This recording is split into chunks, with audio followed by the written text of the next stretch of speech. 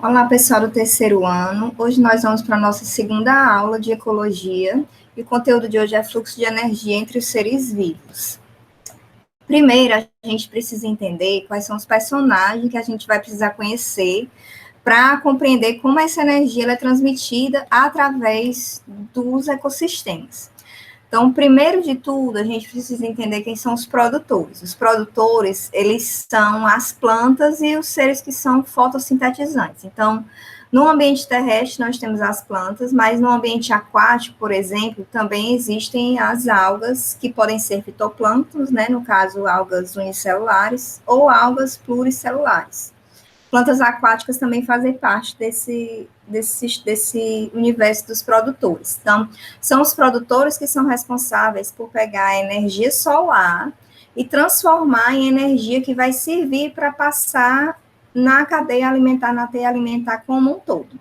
Depois, nós temos os consumidores. Como o nome já diz, os consumidores, eles vão consumir essa energia através do ecossistema, através da cadeia alimentar.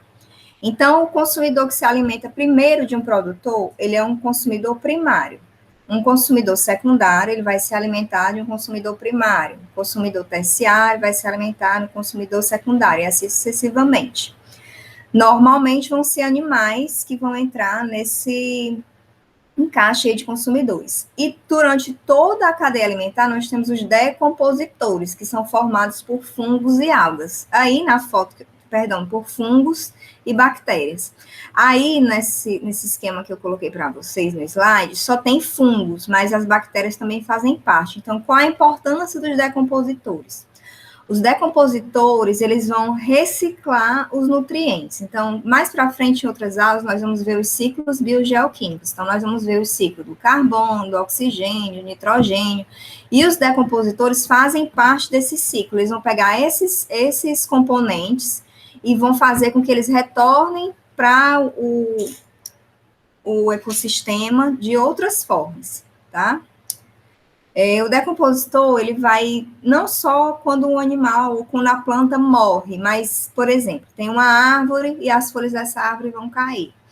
Quando essa folha cai, que ela entra em contato com o solo, ela vai entrar em decomposição. Então, não obrigatoriamente eu preciso que a árvore inteira morra para que essa decomposição aconteça. E quando a gente fala de fluxo de energia, a gente vai ter aqui, no caso, dois caminhos. Tem a teia e a cadeia alimentar. Então, qual é a diferença dessas duas? A cadeia, ela vai mostrar um fluxo que é unidirecional de energia e de nutrientes. Ela é só uma representação, vamos dizer assim, que vocês vão utilizar no livro, que vocês vão utilizar para fazer uma questão, porque na natureza mesmo, em um ecossistema, não vai acontecer uma cadeia alimentar. Ele tem aí o exemplo dessa planta, aí ele coloca o rato, uma cobra e uma águia. Na natureza, realmente, esse rato não vai se alimentar só dessa planta, essa cobra não vai se alimentar só desse rato, e essa ave não vai se alimentar só dessa cobra. O que é que acontece de verdade no ecossistema? No ecossistema, nós temos a teia alimentar, que ela vai apontar o funcionamento do ecossistema como um todo. Aí vocês estão vendo a diferença.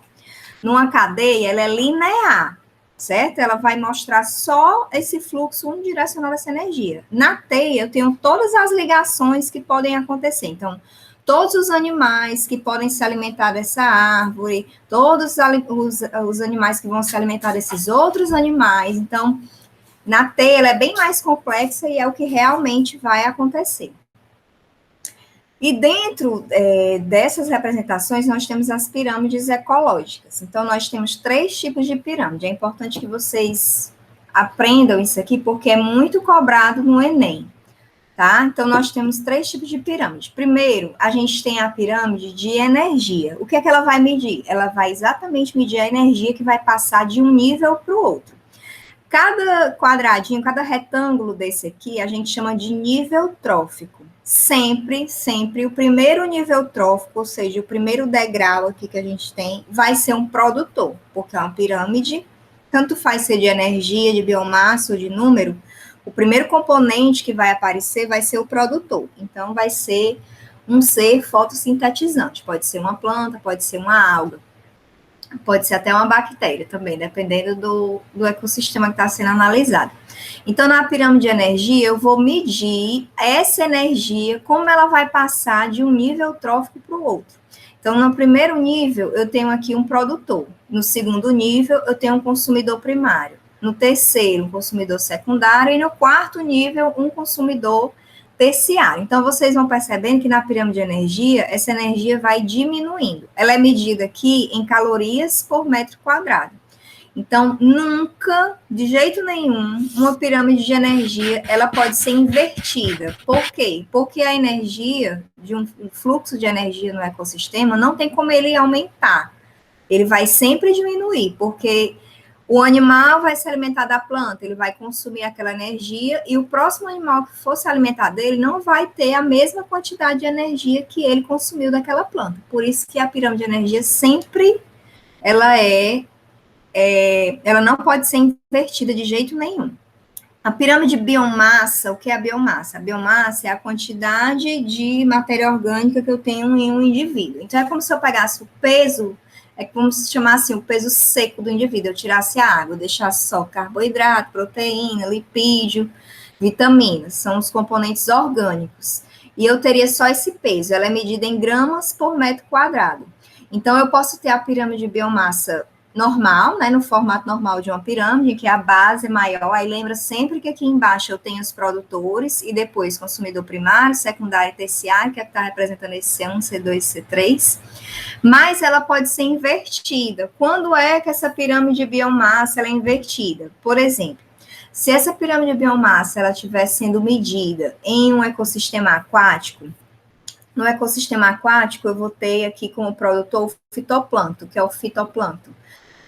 Algas unicelulares. Então, dependendo da quantidade que eu pego, né, daquela medida que eu pego, aquela medida em gramas por metro quadrado. Então, dependendo dessa medida que eu pego, se eu faço essa medição num curto intervalo de tempo, pode ser que a biomassa desse fitoplâncton fique menor do que a biomassa dos consumidores primários, que no caso, o consumidor primário aí pode ser um zooplâncton, né, que são pequenos animais que vão se alimentar dessas algas.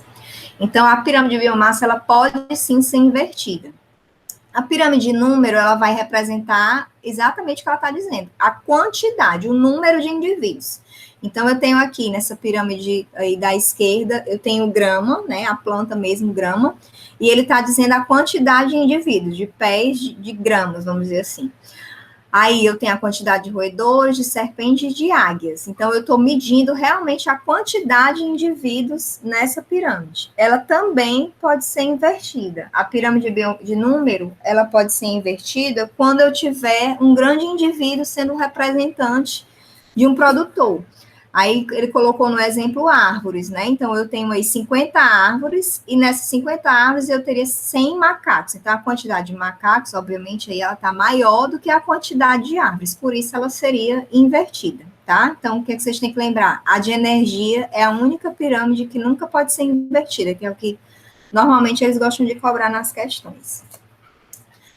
Aí a gente também fala da produtividade primária. O que é isso? É a quantidade de matéria orgânica que vai ser produzida, né, e de energia que vai ser passada. Então, eu tenho a produtividade primária líquida, que ela vai ser igual à produtividade primária bruta menos o consumo.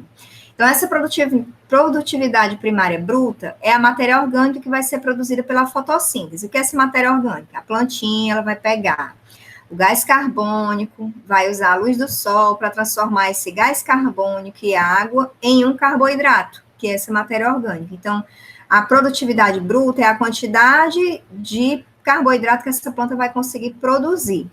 E o consumo é o consumo da respiração da planta, porque a planta também vai respirar. Ela também, em alguns casos, ela vai usar esse carboidrato como fonte de energia. Ela não vai ter só a fonte de energia que ela vai retirar quando ela faz a fotossíntese. Aí a gente vai para a nossa primeira questão, né, das duas questões que a gente coloca sempre como exemplo. Primeiro, as pirâmides ecológicas são uma forma de representação das cadeias alimentares. Elas podem ser de número, de biomassa e de energia. A respeito das pirâmides de energia, marque a alternativa correta. E lembra que eu falei para vocês que é cobrado muito em relação às pirâmides. A.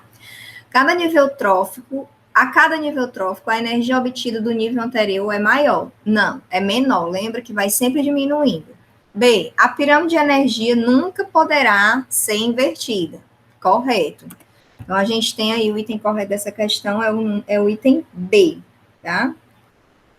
Segunda questão, que foi uma questão do Enem. Bioindicador ou indicador biológico é uma espécie ou grupo de espécies que reflete o estado biótico ou abiótico do meio ambiente. Ó, lembra da aula passada que a gente viu que era fatores bióticos e abióticos, né? Fatores bióticos seriam os seres vivos, e os fatores abióticos, o que tem no ambiente. Então, a luz, o clima, o solo, tudo isso. O impacto produzido sobre um habitat, comunidade ou ecossistema, entre outras funções. A posição trófica do organismo bioindicador é uma das características mais relevantes quanto ao seu grau de importância para essa função. Quanto mais baixo o nível trófico do organismo, maior é a sua utilidade, pois pressupõe-se que toda a cadeia trófica é contaminada a partir dele. Aí, o que a questão quer saber? O grupo de indivíduos mais adequado para essa condição, do ponto de vista da sua posição na cadeia trófica, é constituído por, aí ele mostrou, algas, peixes, baleias, camarões e anêmonas. Na questão, ele diz assim, ó, quanto mais baixo o nível trófico do organismo. Lá, quando a gente falou das pirâmides, que eu mostrei para vocês a representação, sempre a base da pirâmide era quem? Os produtores. Então, aqui desses itens, quem são os produtores? As algas, né? Que são seres fotossintetizantes e vão fazer aí, no caso, a produção da energia nesse ecossistema que ele está falando. Então, a resposta aí, no caso, é o item A, tá? Obrigada, e qualquer dúvida que vocês tenham, podem entrar em contato comigo, ou então no nosso momento síncrono na semana que vem.